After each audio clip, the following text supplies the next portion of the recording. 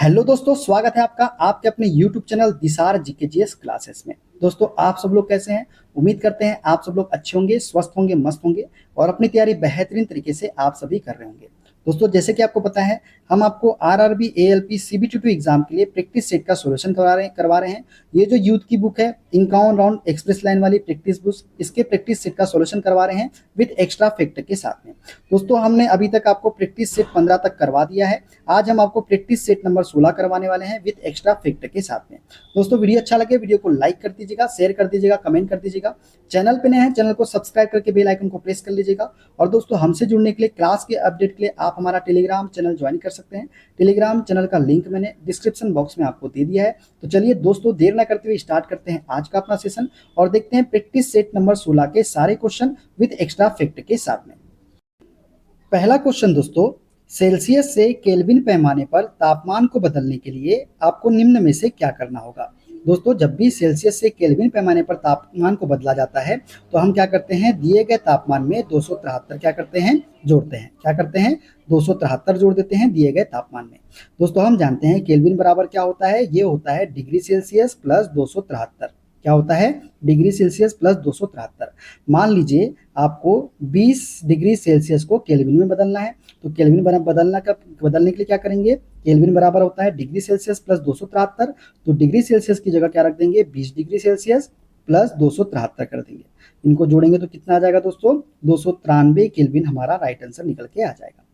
इस प्रकार से हम करते हैं। ठीक है, देखते हैं अगला question.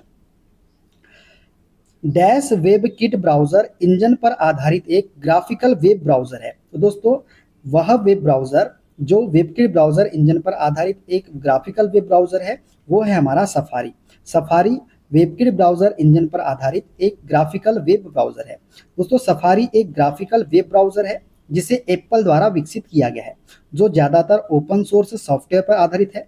WebKit web browser engine है जिसका उपयोग सफारी, मेल, एप स्टोर और मैक ओएस, आईओएस और लिनक्स पर कई अन्य ऐप द्वारा किया जाता है। ठीक है, देखते हैं अगला क्वेश्चन। उस तापमान का मान कितना होता है जो मानव शरीर में सामान्य माना जाता है? तो दोस्तों, वह तापमान जो मानव शरीर में सामान्य माना जाता है वो है हमारा 98.6 डिग्री फ़ारेनहाइट। कितना, 98.6 डिग्री फ़ारेनहाइट जो है वह तापमान है जो मानव शरीर में सामान्य माना जाता है। तो ठीक है दोस्तों, मनुष्य के शरीर का सामान्य तापमान होता है दोस्तों 37 डिग्री सेल्सियस। यदि सेल्सियस में पूछे तो कितना होता है, 37 डिग्री सेल्सियस होता है। और फ़ारेनहाइट में कितना होता है, 98.6 डिग्री फ़ारेनहाइट। जब शरीर का तापमान इस सामान्य स्तर से ऊपर हो जाता है तो यह स्थिति ज्वर या बुखार कहलाती है। ठीक है, देखते हैं अगला क्वेश्चन। निम्न में से कौन सा ग्लोबल वार्मिंग से निपटने का उपाय नहीं होता है? तो ग्लोबल वार्मिंग से निपटने का उपाय नहीं है वो कौन सा है, तो वो है खाना पकाने के लिए ईंधन के रूप में लकड़ी का उपयोग करना जो है ये ग्लोबल वार्मिंग से निपटने का उपाय नहीं होता है।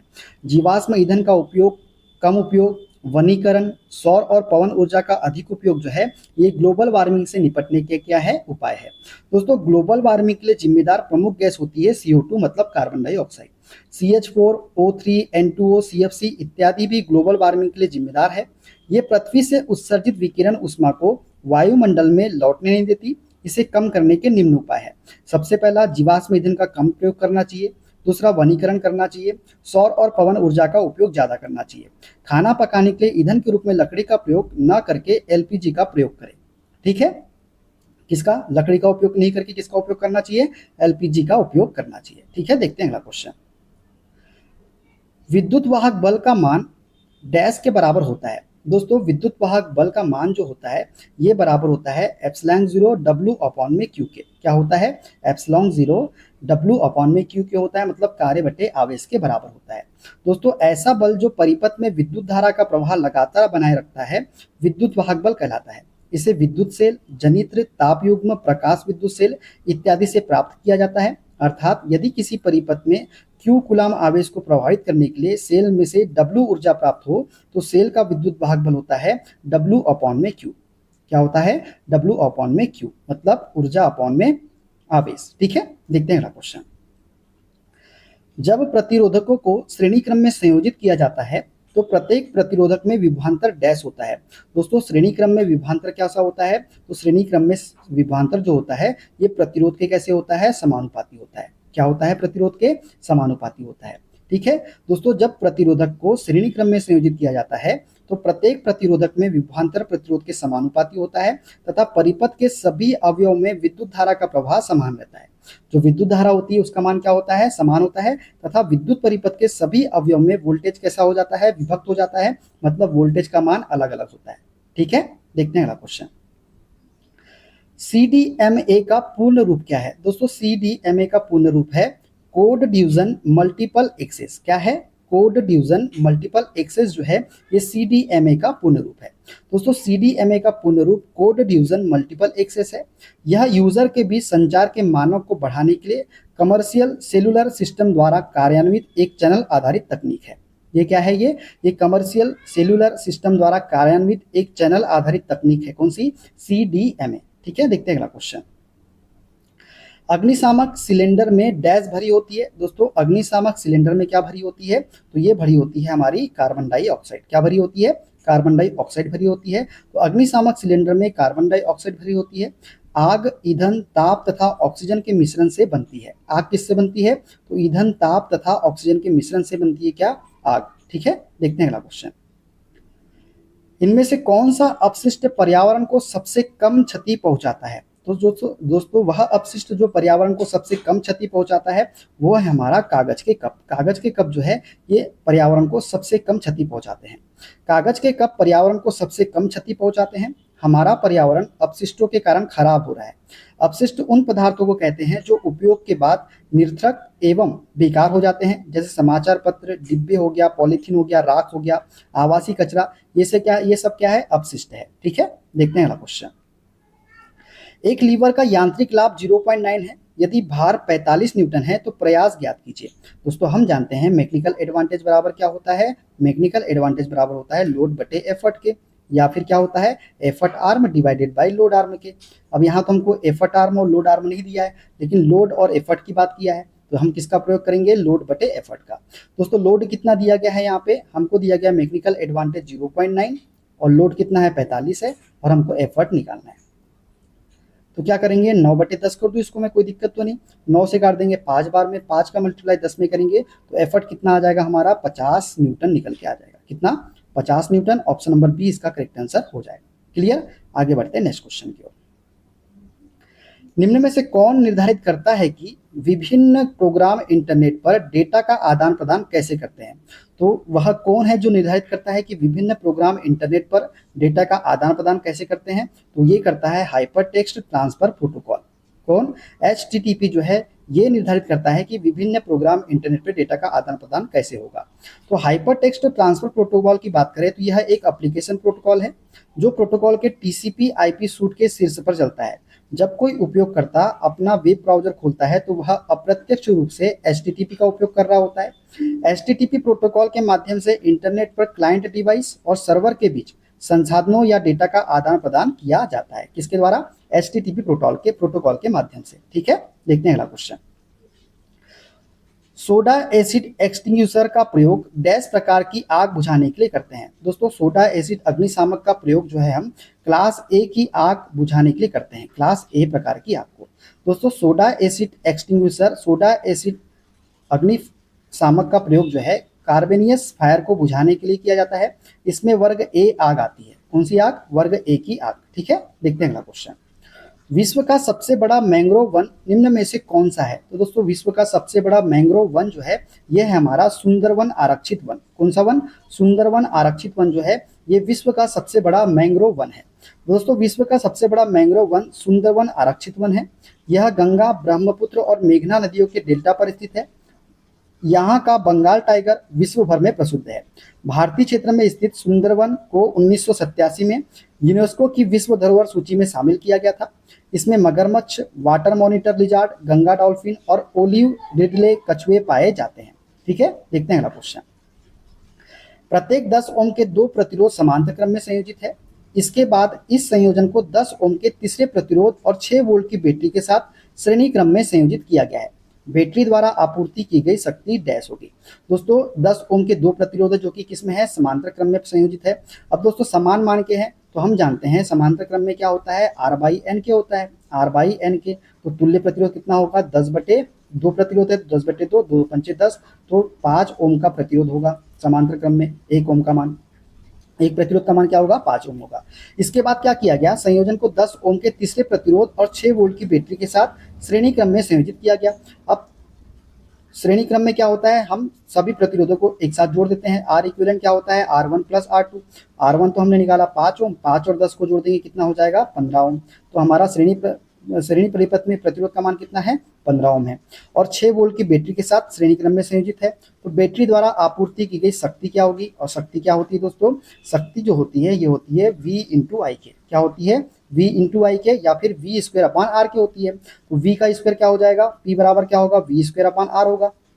हम इसका उपयोग करेंगे, V का मान कितना है 6, तो 6 का स्क्वायर 36, R का मान कितना है 15, तो 15 दूनी 36 लगाए दशमलव 15 चौक 60, तो 2.4 जो है इसकी शक्ति निकल के आ जाएगी। ऑप्शन नंबर सी इसका करेक्ट आंसर हो जाएगा। क्लियर, चलिए देखते हैं अगला क्वेश्चन। 2 ओम के एक प्रतिरोध में 0.4 एमपी की धारा अनुरक्षित है। 1 सेकेंड में प्रतिरोध में उत्पन्न ऊष्मा डैश होगी। हमको यहाँ पे ऊष्मा बताना है दोस्तों, और ऊष्मा H बराबर क्या होता है, H बराबर होता है I स्क्वायर RT के। क्या होता है, I स्क्वायर RT के। I का मान कितना है दोस्तों, 0.4, तो 0.4 का स्क्वायर कर देते हैं, तो 0.4 इंटू 0.4, ठीक है, इंटू R का मान कितना है दोस्तों, 2 है, और समय कितना है हमारे पास में, 1 सेकेंड है। तो क्या हो जाएगा दोस्तों, ये हो जाएगा 4/10, ये भी हो जाएगा 4/10, तो 10 2 से काट देते हैं, 2 पंचे 10, 4 चौ 16, 16 बटे कितना हो जाएगा, 50 हो जाएगा, 16/50 हो जाएगा। 50 से जब भाग देंगे तो भाग नहीं जाता, लगाएंगे जीरो, लगाएंगे दशमलव, यहाँ उतारेंगे शून्य। 50 दिया कितना होगा, 150, 50 दिया 150, बचा कितना 100, तो 50 दूनी 100, तो 0.32 जो है जूल में हमारा क्या निकल के आ जाएगी, ऊष्मा निकल के आ जाएगी। ऑप्शन नंबर बी इसका करेक्ट आंसर हो जाएगा। क्लियर, चलिए आगे बढ़ते हैं नेक्स्ट क्वेश्चन की ओर। चांदे का आकार सामान्यतः होता है। दोस्तों चांदे का जो आकार होता है वो कैसा होता है, तो ये होता है अर्धवृत्ताकार। कैसा होता है, अर्धवृत्ताकार होता है। दोस्तों चांदे का आकार सामान्यतः अर्धवृत्ताकार होता है, जिसकी सहायता से 0 से 180 तक के कोण सुगमता पूर्वक मापे व बनाए जा सकते हैं। किसके द्वारा, चांद के द्वारा। वृत्ताकार चांदे भी उपलब्ध है, जिसकी सहायता से 0 से 360 डिग्री तक के कोण सुगमतापूर्वक मापे व बनाए जा सकते हैं। वृत्ताकार चांदे का प्रयोग बहुत कम किया जाता है, ये भी आपको याद रखना है। ठीक है, देखते हैं अगला क्वेश्चन। विद्युत मोटर डैश के सिद्धांत पर कार्य करती है। यह डैश ऊर्जा को डैश ऊर्जा में परिवर्तित करती है। तो दोस्तों विद्युत मोटर जो है ये किसके सिद्धांत पर कार्य करती है, तो मोटर जो होती है ये फ्लेमिंग के बाएं हाथ के नियम पर कार्य करती है, और विद्युत ऊर्जा को किस में बदलती है, यांत्रिक ऊर्जा में बदलती है। तो ऑप्शन नंबर सी वाला इसका करेक्ट आंसर हो जाएगा। ठीक है, देखते हैं अगला क्वेश्चन। निम्न में से कौन से उपकरण विद्युत धारा के तापीय प्रभाव पर आधारित है। दोस्तों तापीय प्रभाव पर कौन कौन से उपकरण आधारित है, तो ताप दीप लैंप ये भी आधारित है, इलेक्ट्रिक गीजर ये भी आधारित है। विद्युत जनरेटर जो है दोस्तों ये धारा के तापीय प्रभाव पर आधारित नहीं होता। तो पहला और दूसरा जो है ये विद्युत धारा के तापीय प्रभाव पर आधारित है। ऑप्शन नंबर बी वाला इसका करेक्ट आंसर हो जाएगा। दोस्तों विद्युत जनरेटर जो होता है ये विद्युत चुंबकीय प्रेरण के सिद्धांत पर कार्य करने वाला उपकरण है। ठीक है, देखते हैं अगला क्वेश्चन। संदर्भ प्रक्षेप क्षैतिज से कितने डिग्री के कोण पर बनाया जाता है। दोस्तों संदर्भ प्रक्षेप जो है ये क्षैतिज से 45 डिग्री के कोण पर बनाया जाता है। कितने डिग्री के कोण पर, 45 डिग्री के कोण पर। ठीक है दोस्तों, संदर्भ प्रक्षेप जो है ना ये चित्रीय प्रक्षेप का ही एक प्रकार है। यह प्रक्षेप सामान्यतः क्षैतिज से 45 डिग्री कोण पर बनाया जाता है। तो इसका राइट आंसर क्या हो जाएगा, ऑप्शन नंबर ए वाला हो जाएगा। ठीक है, देखते हैं अगला क्वेश्चन। निम्न चित्र में वृत्त के छायांकित भाग का नाम बताइए। दोस्तों ये जो छायांकित वाला भाग है इसे क्या बोलते हैं, तो इसे हम बोलेंगे दोस्तों त्रिज्यखंड। क्या बोलेंगे, त्रिज्यखंड। वृत्तखंड नहीं होगा दोस्तों इसका आंसर होगा त्रिज्यखंड। दोस्तों दो त्रिज्याओं एवं एक चाप के द्वारा, दो त्रिज्या और एक चाप के द्वारा घिरे क्षेत्र को हम क्या बोलते हैं, त्रिज्यखंड बोलते हैं। और एक जीवा तथा एक चाप से घिरे वृत्त के भाग को क्या बोलते हैं, वृत्तखंड बोलते हैं। लेकिन यहाँ देखिए दो त्रिज्या से घिरे हुए हैं ये और एक चाप के द्वारा, तो इसे त्रिज्यखंड बोलेंगे ना कि वृत्तखंड। ठीक है, तो राइट आंसर इसका ए हो जाएगा ना कि बी होगा। ठीक है, देखते हैं अगला क्वेश्चन। बल्ब का फिलामेंट डैश गलनांक वाली डैश धातु से बना होता है। दोस्तों जो बल्ब का फिलामेंट होता है ये उच्च गलनांक वाली, कौन सी, उच्च गलनांक वाली प्रबल धातु से बना होता है। किससे बना होता है? उच्च गलनांक वाली प्रबल धातु से। दोस्तों बल्ब का फिलामेंट उच्च गलनांक वाली प्रबल धातु से बना होता है। विद्युत बल्ब का फिलामेंट बनाने के लिए टंगस्टन धातु का प्रयोग किया जाता है, क्योंकि टंगस्टन एक उच्च प्रतिरोध वाली धातु है जिसका गलनांक क्या होता है? उच्च होता है। ठीक है, देखते हैं अगला क्वेश्चन। रासायनिक ऊर्जा को विद्युत ऊर्जा में परिवर्तित करने वाले उपकरण को डैश कहा जाता है। दोस्तों रासायनिक ऊर्जा को विद्युत ऊर्जा में परिवर्तित करने वाले उपकरण को हम क्या बोलते हैं? तो इसे हम बोलते हैं वोल्टीय सेल। क्या बोलते हैं? वोल्टीय सेल बोलते हैं। रासायनिक ऊर्जा को विद्युत ऊर्जा में परिवर्तित करने वाले उपकरण को वोल्टीय सेल कहा जाता है। तो राइट आंसर हो जाएगा ऑप्शन नंबर डी वाला। ठीक है, देखते हैं अगला क्वेश्चन। इंटेल कोर i9 एक प्रकार का डैश है। दोस्तों इंटेल कोर i9 एक प्रकार का क्या है? तो एक प्रकार का प्रोसेसर है। क्या है ये? प्रोसेसर है। इंटेल कोर i9 एक प्रकार का प्रोसेसर है। एक प्रोसेसर का मुख्य उद्देश्य निर्देशों को पढ़ना है जिन्हें थ्रेड्स के रूप में जाना जाता है और उनके निर्धारित कार्यों को निष्पादित करना है। i9 सीपीयू में इंटेल हाइपर थ्रेडिंग तकनीक है। यह प्रत्येक कोर को तेज प्रदर्शन करने के लिए एक साथ दो थ्रेड्स को संसाधित करने में सक्षम बनाता है। तो राइट आंसर क्या हो जाएगा? ऑप्शन नंबर बी वाला हो जाएगा। ठीक है, देखते हैं अगला क्वेश्चन। किसी वृत्त की परिधि का 1/360वां भाग डैश के बराबर होता है। तो किसी वृत्त की परिधि का 1/360वां भाग जो होता है ये 1 डिग्री के बराबर होता है। किसके? 1 डिग्री के। तो किसी बिंदु का वह बिंदु पर जो किसी स्थिर बिंदु से सदैव एक समान दूरी पर स्थित होता है वृत्त कहलाता है। किसी वृत्त की परिधि का 1/360वां भाग 1 डिग्री के बराबर होता है। कितने के? 1 डिग्री के बराबर होता है। ठीक है, देखते हैं अगला क्वेश्चन। अष्टरेखीय अष्टफल की प्रक्षेपक के लिए BIS ने किस प्रक्षेपण को संस्तुति दी है या मान्यता दी है? तो दोस्तों अष्टरेखीय प्रक्षेपकों के लिए BIS ने प्रथम कोण प्रक्षेपण को क्या दी है? संस्तुति दी है। तो ऑप्शन नंबर सी वाला इसका करेक्ट आंसर हो जाएगा। ठीक है, देखते हैं अगला क्वेश्चन। यदि हम किसी दिए गए बल के क्षेत्र को बढ़ाते हैं तो इससे दाब प्रति इकाई क्षेत्र डैश होता है।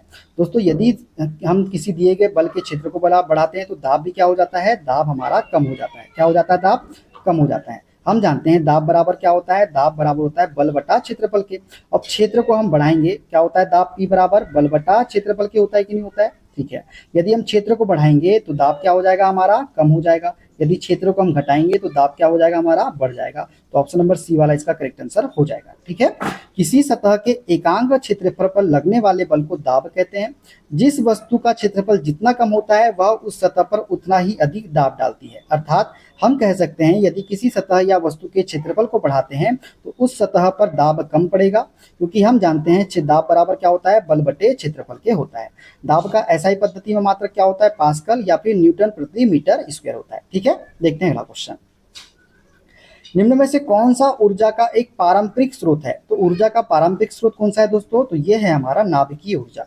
नाभिकीय ऊर्जा जो है ये ऊर्जा का एक पारंपरिक स्रोत है। नाभिकीय ऊर्जा ऊर्जा का एक पारंपरिक स्रोत है। ऊर्जा के पारंपरिक स्रोत को गैर नवीकरणीय स्रोत भी हम कहते हैं। इनकी मात्रा सीमित रूप से उपलब्ध होती है तथा इनका अविवेकपूर्ण उपयोग इनकी समाप्ति कर संकट पैदा कर सकता है। जैसे पेट्रोलियम हो गया, कोयला, ये सभी क्या है? ये सभी जो है गैर नवीकरणीय स्रोत है। वहीं ज्वारीय ऊर्जा, बायोमास ऊर्जा तथा जल विद्युत ऊर्जा ऊर्जा के गैर पारंपरिक एवं नवीकरणीय स्रोत है। ठीक है, देखते हैं अगला क्वेश्चन। यदि धारा को दोगुना और विभवांतर को आधा कर दिया जाए तो डैश। तो दोस्तों यदि धारा को दोगुना कर दिए और विभवांतर को आधा कर दिया जाए तो क्या होगा? हम जानते हैं V बराबर क्या होता है? IR के होता है कि नहीं होता है? बिल्कुल, यहाँ धारा की बात कर रहा है, विभवांतर की बात कर रहा है। तो धारा क्या बराबर क्या हो जाएगा? प्रतिरोध बराबर क्या हो जाएगा? V अपॉन में I के हो जाएगा। तो प्रतिरोध, धारा को क्या बोला है? धारा दोगुना और विभवांतर को आधा, मतलब V को हमने कर दिया आधा और धारा को हमने क्या कर दिया? दोगुना कर दिया। तो हमारा जो प्रतिरोध होगा वो क्या हो जाएगा? 1/4 हो जाएगा कि नहीं हो जाएगा? 1/4 हो जाएगा कि नहीं हो जाएगा? तो प्रतिरोध जो हो जाएगा 1/4 हो जाएगा। ऑप्शन नंबर बी इसका करेक्ट आंसर हो जाएगा। क्लियर, आगे बढ़ते हैं नेक्स्ट क्वेश्चन की ओर। एक रेखा वर्टिकल प्लेन के लंबवत रखिए, इसका शीर्ष होगा। दोस्तों एक रेखा जो है वर्टिकल प्लेन के कैसी रखी गई है? लंबवत। तो ये वर्टिकल प्लेन के हमने लंबवत रख दिया। तो शीर्ष मतलब टॉप व्यू बोला है, तो टॉप व्यू में हमको जब देखेंगे तो क्या नजर आएगा? एक रेखा ही तो नजर आएगी। तो एक रेखा नजर आएगी। ऑप्शन नंबर ए इसका करेक्ट आंसर हो जाएगा। यदि हम फ्रंट से देखेंगे तो फ्रंट से हमें क्या नजर आएगा? तो वर्टिकल प्लेन पे हमें एक बिंदु नजर आएगा और टॉप से देखेंगे तो हॉरिजॉन्टल प्लेन पे हमको एक रेखा प्राप्त होगी। ठीक है, देखते हैं अगला क्वेश्चन। निम्न में से कौन सी विमा रेखा की सही प्रक्रिया प्रदर्शित करती है? तो विमा रेखा की सही प्रक्रिया प्रदर्शित करती है कौन सी? ऑप्शन नंबर सी वाली। ऑप्शन सी इसका करेक्ट आंसर हो जाएगा। ठीक है, देखते हैं अगला क्वेश्चन। जैसे ही एक तरल पदार्थ की मुक्त सतह से गहराई बढ़ती है, तरल द्वारा डाला गया दबाव क्या होता है? दोस्तों, यदि एक तरल पदार्थ की मुक्त सतह से गहराई बढ़ेगी तो तरल द्वारा डाला गया दबाव क्या हो जाएगा? बढ़ जाएगा। क्या हो जाएगा? बढ़ जाएगा। हम जानते हैं दाब बराबर क्या होता है? एच डी जी के। यहाँ पी दाब है, एच गहराई है, डी क्या है? हमारा घनत्व है। यदि हम गहराई को क्या करेंगे? बढ़ाएंगे तो दाब भी क्या होगा? हमारा बढ़ेगा, क्योंकि गहराई जो है दाब के क्या है? अनुक्रमानुपाती है। उसी प्रकार घनत्व को भी यदि हम बढ़ाएंगे तो दाब बढ़ेगा, इसलिए गहराई में जाने पर तरल द्वारा डाला गया दबाव क्या होगा? बढ़ जाएगा। छत उदाहरण की बात करें तो छत पर रखी पानी की टंकी के पानी का दाब निश्चित तल पर कैसा होता है? अधिक होता है। ठीक है, देखते हैं अगला क्वेश्चन।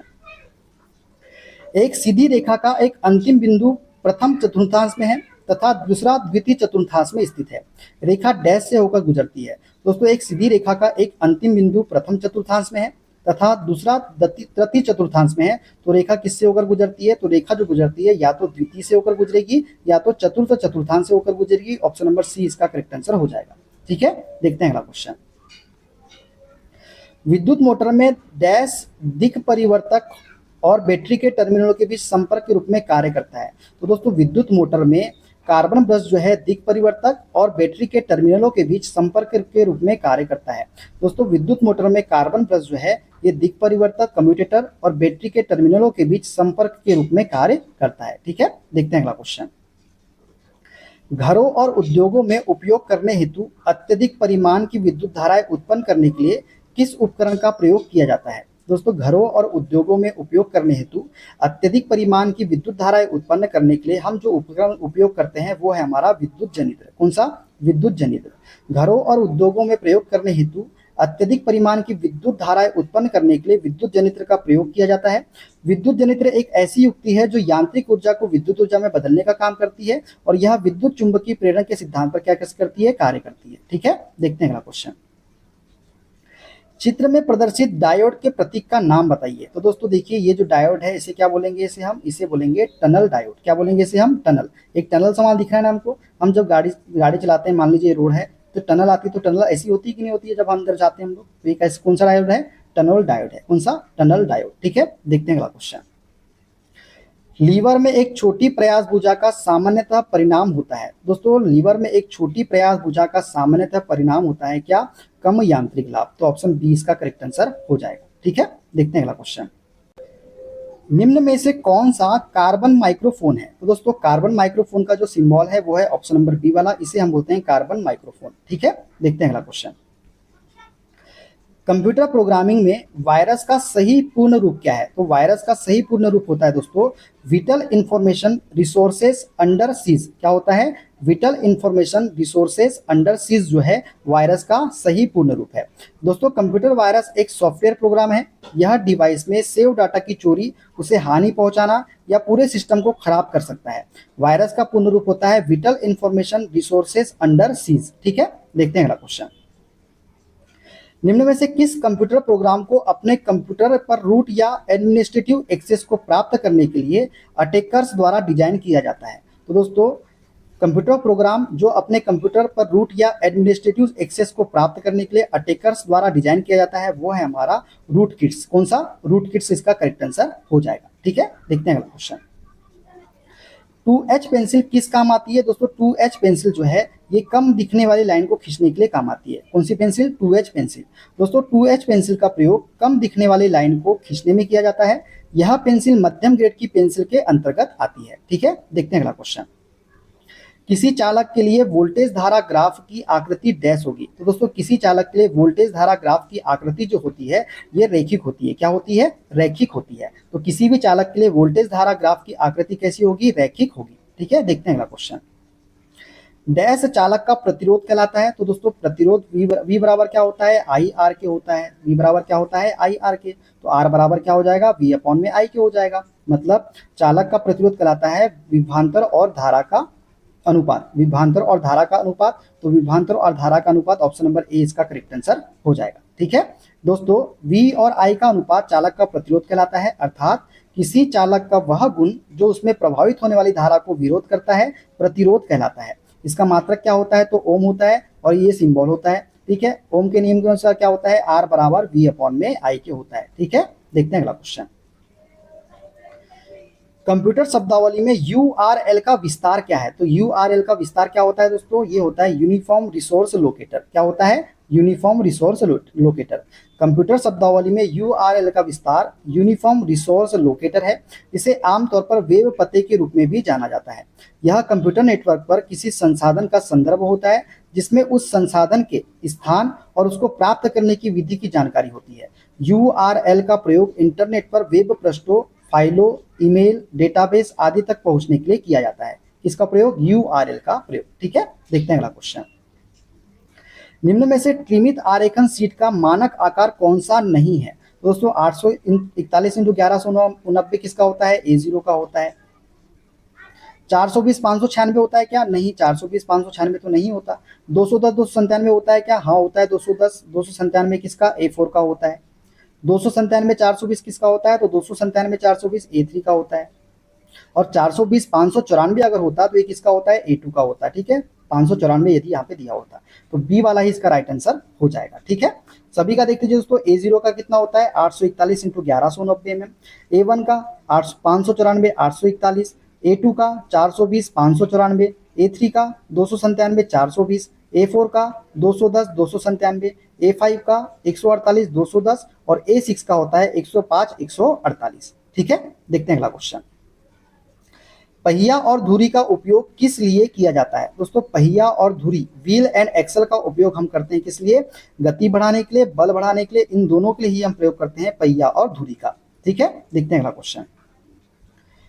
डेटा प्रोसेसिंग में डैश शामिल नहीं होता। दोस्तों डेटा प्रोसेसिंग में डेटाबेस इंस्टॉलेशन शामिल नहीं होता है। सूचना प्रबंधन, डेटा मैनिपुलेशन और डेटा कंप्यूटेशन ये सभी जो है डेटा प्रोसेसिंग में शामिल होते हैं।